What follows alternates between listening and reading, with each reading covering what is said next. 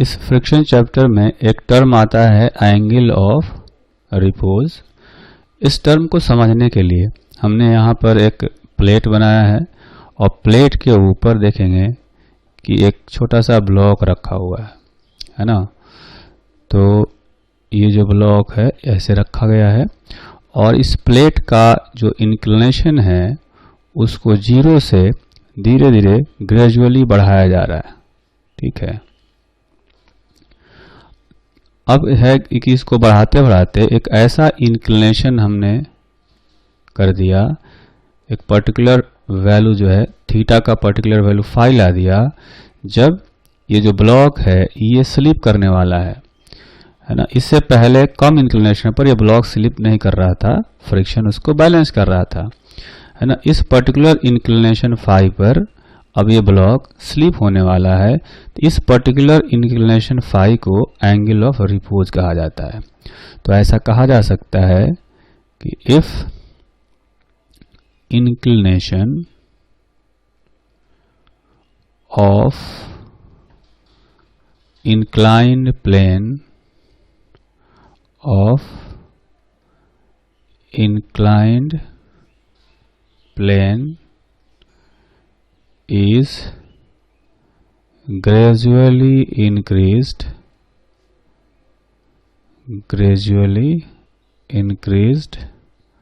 from 0 to a particular value theta is equal to phi when block is about to slip.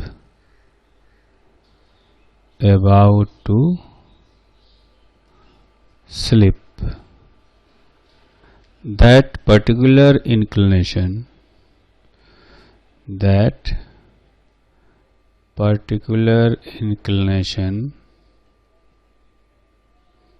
phi is called angle of repose। ठीक है, तो theta का ये particular value है phi जब ये block slip करने वाला है। उस इंस्टेंट पर हमने यहाँ डायग्राम बनाया है। तो यहाँ पर अगर फ्री बॉडी डायग्राम बनाएंगे तो ब्लॉक का जो वेट है वो नीचे आएगा mg, इस पर एक नॉर्मल फोर्स आएगा इधर और एक फ्रिक्शन फोर्स आएगा पीछे की तरफ, है ना। तो mg के दो कंपोनेंट आएंगे, एक आएगा प्लेन के पैरेलल और एक आएगा प्लेन के परपेंडिकुलर, है ना। तो ये वाला एंगल फाई होना चाहिए। तो परपेंडिकुलर कंपोनेंट आएगा mg cos फाई और पैरेलल कंपोनेंट आएगा mg sin phi.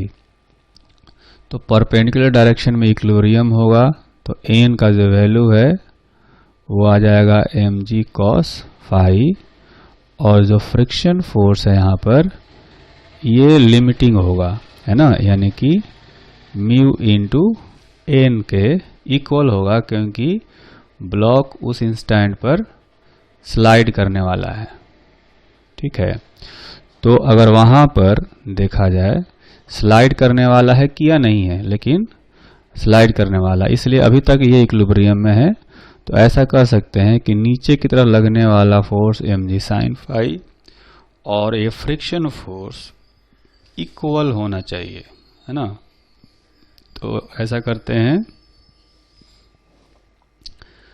mg sin phi is equal to mu into n का वैल्यू है mg cos फाई आया है इस कंपोनेंट के इक्वल, तो ये रख देते हैं mg cos phi.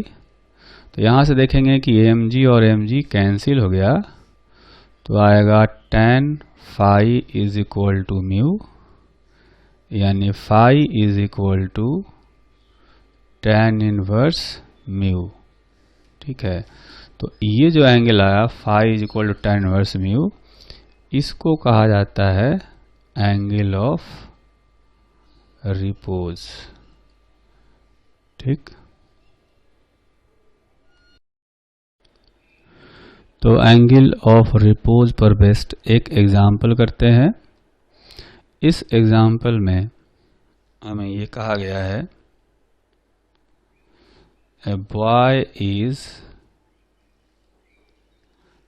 Collecting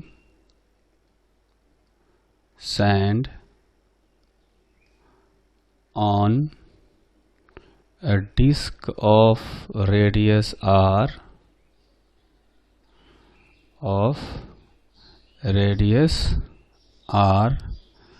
if coefficient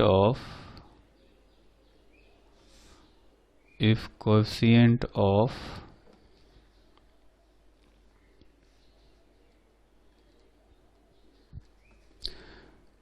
friction between two sand particles is mu, then find maximum height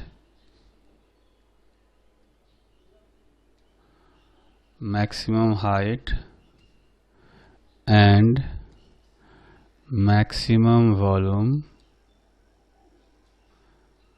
of sand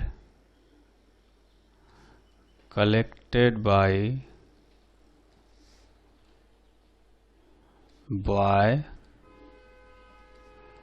on disk। तो इस क्वेश्चन को करने के लिए हम लोग एक छोटा सा डिस्क बनाएंगे पहले। तो सपोज ये डिस्क है और इस डिस्क के ऊपर जो बॉय है वो सैंड कलेक्ट कर रहा है। ठीक, तो पहले सैंड वो कलेक्ट करेगा तो कुछ इस तरह से कलेक्ट करेगा ऐसे, फिर उसकी हाइट धीरे धीरे बढ़ती जाएगी कुछ इस तरह से, है ना। जब ये मैक्सिमम हाइट पर चला जाएगा तो देखेंगे कि जो इंक्लिनेशन है वो धीरे धीरे बढ़ रहा है ना।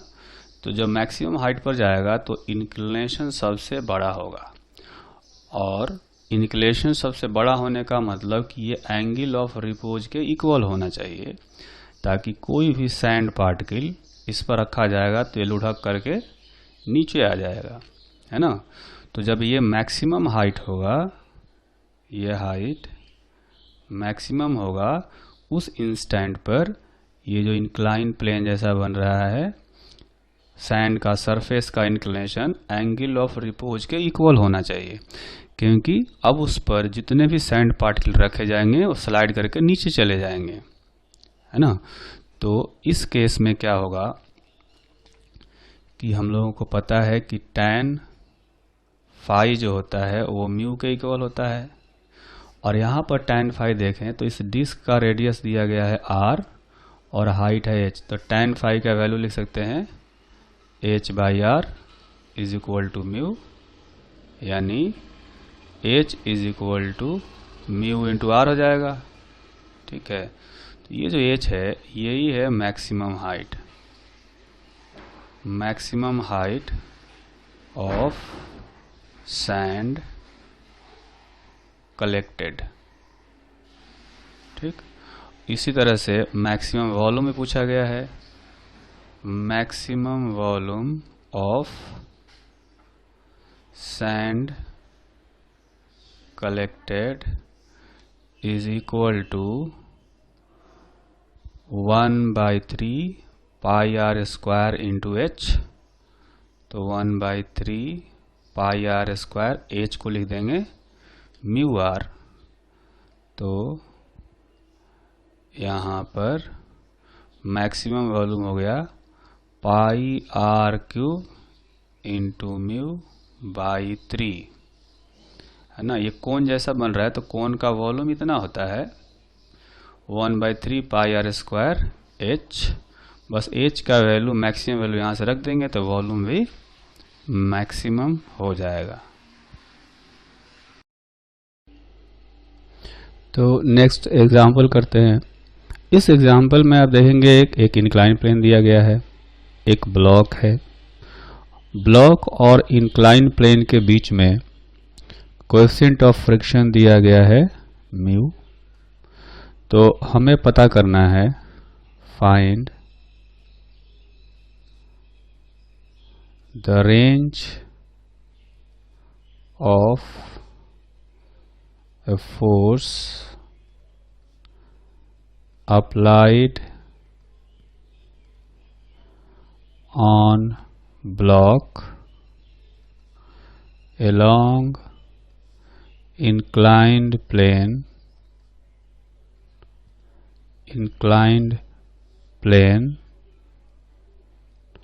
so that block does not slide, है ना। तो ऐसा करेंगे कि ये जिस फोर्स की बात किया जा रहा है, ये फोर्स यहाँ पर अपवर्ड डायरेक्शन में लगाया जा रहा है, ऊपर की तरफ। ठीक है, इस क्वेश्चन में हमें यह भी दिया गया है कि inclination is greater than phi which is angle of repose. Angle of repose से थीटा बड़ा है। ठीक है, तो अब देखेंगे एंगल ऑफ रिपोज से बड़ा होगा तो ये ब्लॉक नीचे गिरने वाला होगा। तो नीचे गिरने से रोकने के लिए हमें एक फोर्स लगाना पड़ेगा, है ना। उसको हम लोग कहते हैं मिनिमम फोर्स। ठीक है, तो मिनिमम फोर्स लगाएंगे। पहले क्या होगा कि नीचे तो फोर्स लग रहा होगा mg साइन थीटा, है ना।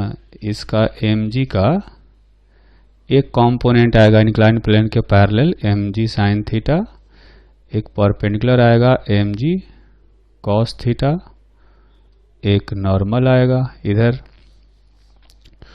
और इधर फ्रिक्शन फोर्स जो है, चूंकि एंगल ऑफ रिपोज से बड़ा है इंक्लिनेशन, तो फ्रिक्शन फोर्स जो है वो अपने मैक्सिमम लिमिट तक पहुंच चुका होगा।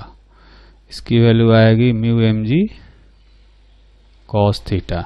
ठीक है, चूंकि mg साइन थीटा इस मैक्सिमम फ्रिक्शन फोर्स से बड़ा होगा, है ना। थीटा जो है जब ये एंगल ऑफ रिपोज की इक्वल होता है तो mg साइन थीटा और mu mg cos theta equal होते हैं। उससे कम होगा थीटा का वैल्यू, है ना, तो ये सर्टेनली इक्विलिब्रियम में रहता है। लेकिन जैसे ही बड़ा होगा थीटा का वैल्यू फाई से, तो mg साइन थीटा बड़ा है म्यू mg कॉस थीटा से, इसलिए इसको रोकने के लिए एक मिनिमम फोर्स की जरूरत पड़ेगी अपवर्ड डायरेक्शन में। अभी ये मिनिमम फोर्स लगा दिया हमने, तो ये इक्विलिब्रियम में बना रहेगा, है ना। तो एफ मिनिमम जो है उसको ऐसे कहा जाता है कि मिनिमम फोर्स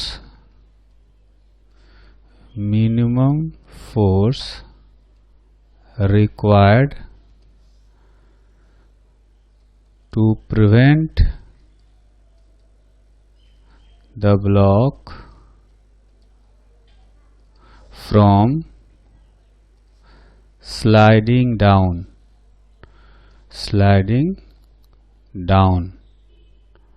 the plane। ठीक है, तो मतलब ये मिनिमम फोर्स अगर नहीं लगाया जाए तो ये ब्लॉक स्लाइड करके नीचे आ जाएगा।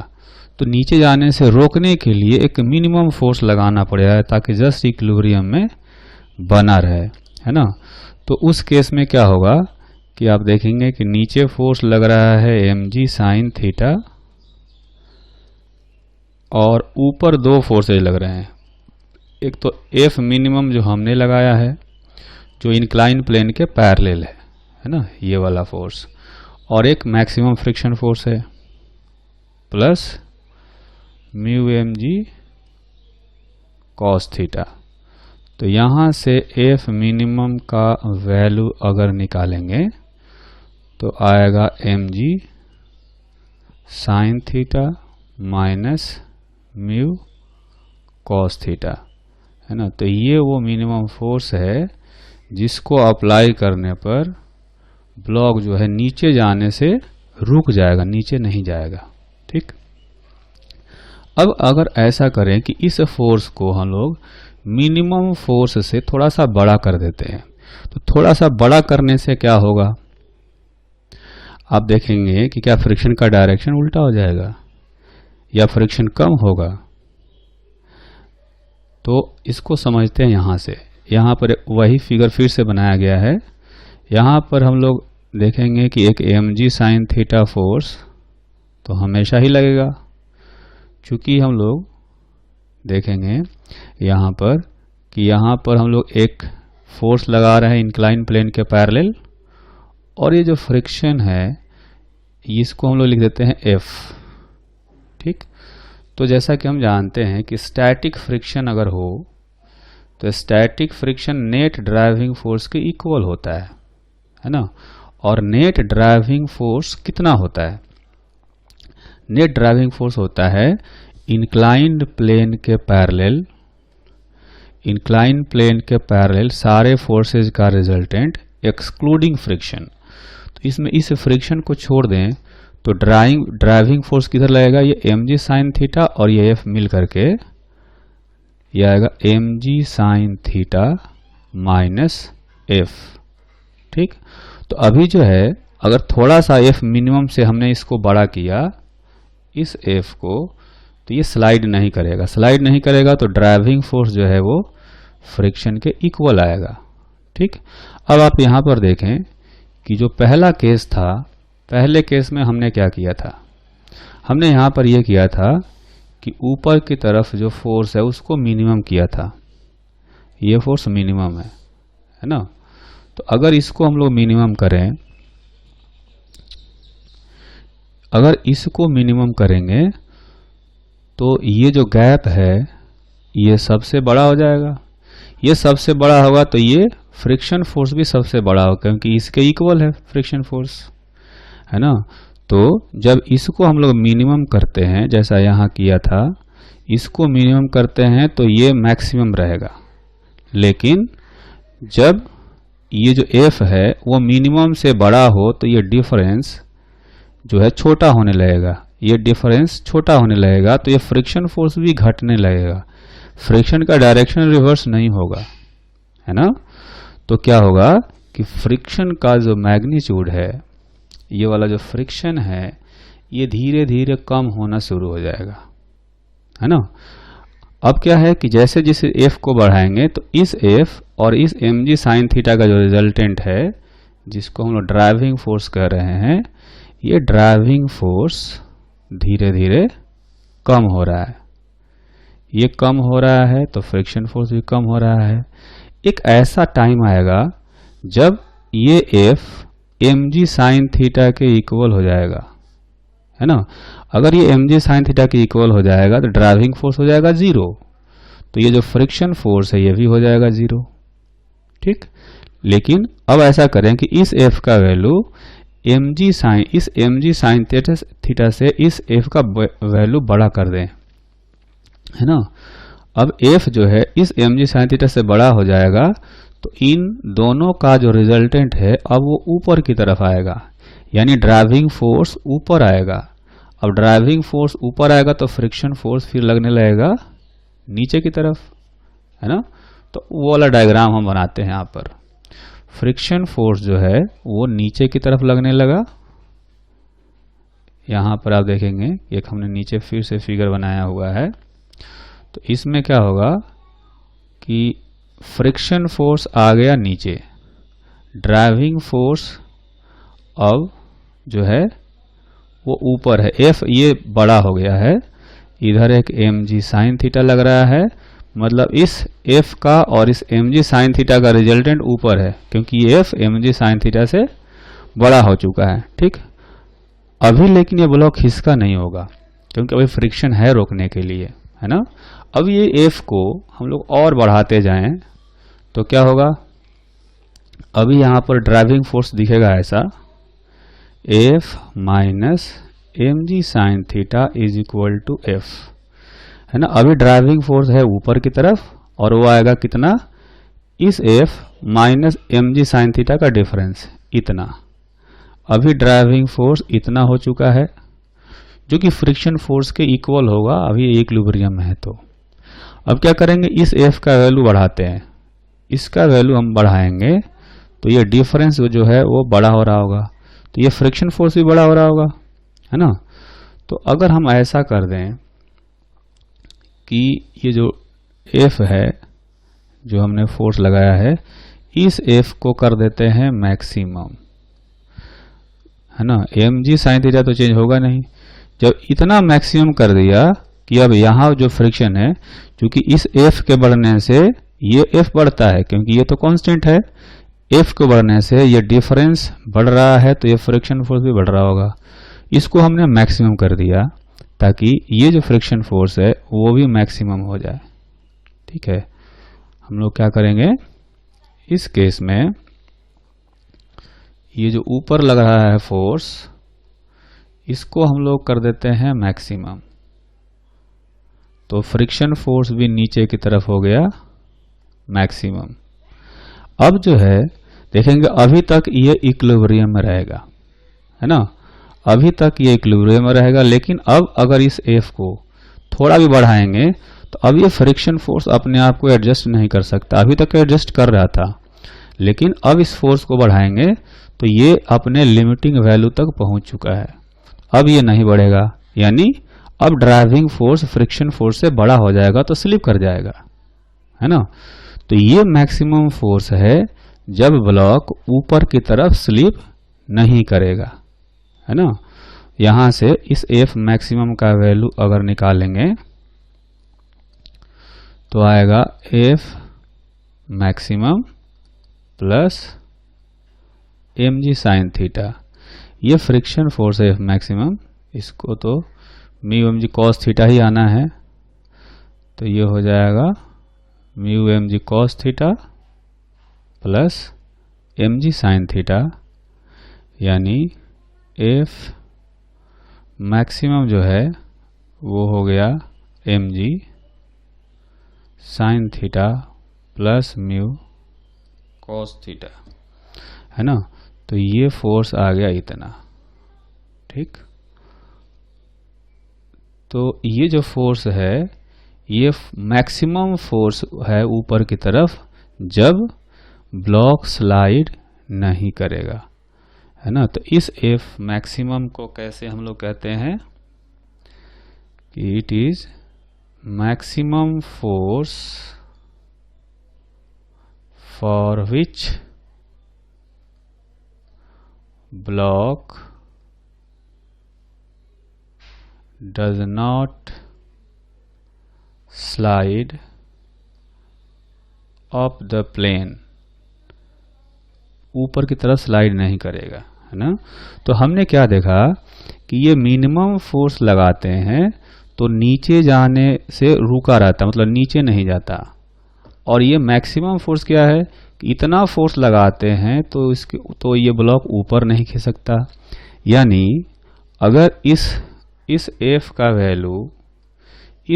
वैल्यू इस मिनिमम और इस मैक्सिमम के बीच में रखेंगे तो ब्लॉक स्लाइड ही नहीं करेगा, ना नीचे जाएगा ना ऊपर जाएगा।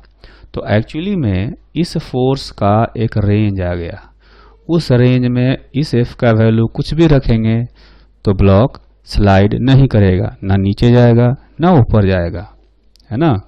तो ये कहा जा सकता है, so for F lying between F minimum and F maximum, block will not slide। ठीक, तो इसको थोड़ा सा और सिंप्लीफाई करेंगे या इनके वैल्यू रखते हैं। F मिनिमम अपना आया था mg sin theta minus mu cos theta, है ना, और F मैक्सिमम आया था mg sin theta plus mu cos theta. तो याद करने के लिए बहुत ही अच्छा है, देखेंगे कि मिनिमम में और मैक्सिमम में सारे टर्म एक जैसे हैं, सिर्फ साइन जो है मिनिमम में माइनस है और यहाँ पर प्लस है। ठीक है, तो ये इस एफ का रेंज हो गया। इस दोनों फोर्स के बीच में जब इस फोर्स का वैल्यू रहेगा तो ब्लॉक स्लाइड नहीं करेगा, है ना। तो नेक्स्ट एग्जाम्पल करते हैं। अभी जो हमने लास्ट क्वेश्चन किया था उसी से रिलेटेड ये एग्जाम्पल है। एक्चुअली में लास्ट में हमने जो क्वेश्चन किया वो एक बहुत ही इम्पोर्टेंट कॉन्सेप्ट है। उस कॉन्सेप्ट पर IIT JEE में 2-3 बार क्वेश्चन आ चुके हैं, है ना। तो वो कॉन्सेप्ट हमें ध्यान रखना चाहिए कि जब इंक्लाइन प्लेन के पैरेलल ऊपर की तरफ फोर्स लगाया जाता है तो उस फोर्स का एक रेंज आता है जब वो ब्लॉक स्लाइड नहीं करेगा। तो वैसा ही ये एक क्वेश्चन है। इसमें आप देखेंगे कि एक 100 kg का ब्लॉक है यहाँ पर और एक m मास यहाँ से लटकाया गया है। ठीक है, तो क्वेश्चन में हमसे ये पूछा गया कि for what value of m the block of mass 100 kg will remain in equilibrium at rest, है ना, रेस्ट पर रुका रहेगा। तो आप देखेंगे कि ये जो ब्लॉक है इसमें जो है नीचे की तरफ एक फोर्स लगेगा mg। पूरा सिस्टम चूंकि रोके रखना है तो यहाँ पर एक टेंशन आएगा T और ये T और mg इक्वल होंगे। यहाँ पर भी ये टेंशन T जो है वो इक्वल आएगा। ठीक, अब ये जो T है ये वही काम कर रहा है जैसा कि पिछले क्वेश्चन में फोर्स काम कर रहा था F। ठीक है, तो ये जो T है इस T का एक रेंज आएगा जब ये ब्लॉक स्लाइड नहीं करेगा, है ना। तो रेंज में जो है वो T मैक्सिमम हम कैसे निकालेंगे, जो पीछे क्वेश्चन में हमने पता किया था वो आया था ये जैसे mg आया था, है ना। तो mg यानी m यहाँ पर किसका लेंगे, इसका मास लेना। जिस ब्लॉक को स्लाइड नहीं कराना है उस ब्लॉक की हम बात कर रहे हैं जो इंक्लाइन प्लेन पर रखा हुआ है। तो mg साइन 37 डिग्री, बीच में प्लस आता है म्यू इंटू कॉस 37 डिग्री। ठीक, तो ये हो जाएगा 100 इंटू जी, साइन 37 डिग्री होता है 3/5, म्यू का वैल्यू है 0.3 और कॉस 37 डिग्री होता है 4/5।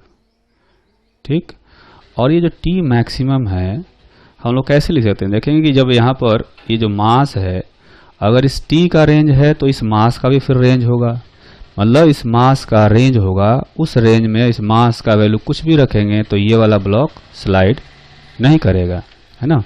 तो हम लोग जब इसको मैक्सिमम करेंगे तो यहाँ जो m है इसका भी मैक्सिमम वैल्यू रखेंगे, m मैक्सिमम इंटू जी। ठीक है, तो यहाँ से g और g कैंसिल हो गया, m मैक्सिमम का वैल्यू हो गया, आप देखेंगे यहाँ से 84 kg। ठीक, अच्छा, उसके बाद जब मिनिमम वैल्यू निकालेंगे तो T मिनिमम में ऐसा ही आता है, बस यहाँ प्लस के जगह पर माइनस हो जाएगा। तो 100g sign 37 degree minus mu की जगह पर रखेंगे 0.3 इंटू 4/5, या इसको पहले cos 37 रखते हैं, है ना। ये था म्यू cos 37। अब 100g साइन 37 हो जाएगा 3/5 माइनस 0.3 इंटू 4/5, और ये जो T मिनिमम है उसको हम लिख सकते हैं मिनिमम मास इंटू जी।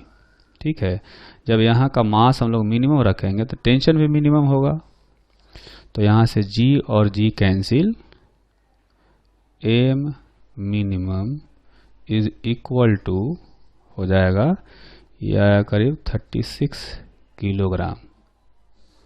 ठीक है, तो ये मास का रेंज आ गया। अब जैसे मान लेते हैं कि क्वेश्चन में हमें कुछ ऑप्शंस दे दिए गए। ठीक है, तो ऑप्शंस में हमें सिलेक्ट करना हो तो ऑप्शंस में ऑप्शन ए दिया गया है 35 kg, बी दिया गया है 37 kg, सी दिया गया है 83 kg और डी दिया गया है 85 kg। ठीक, तो आप देखेंगे कि जो मास एम है उस एम का वैल्यू मैक्सिमम और मिनिमम के बीच में कुछ भी होगा तो स्लाइड नहीं करेगा।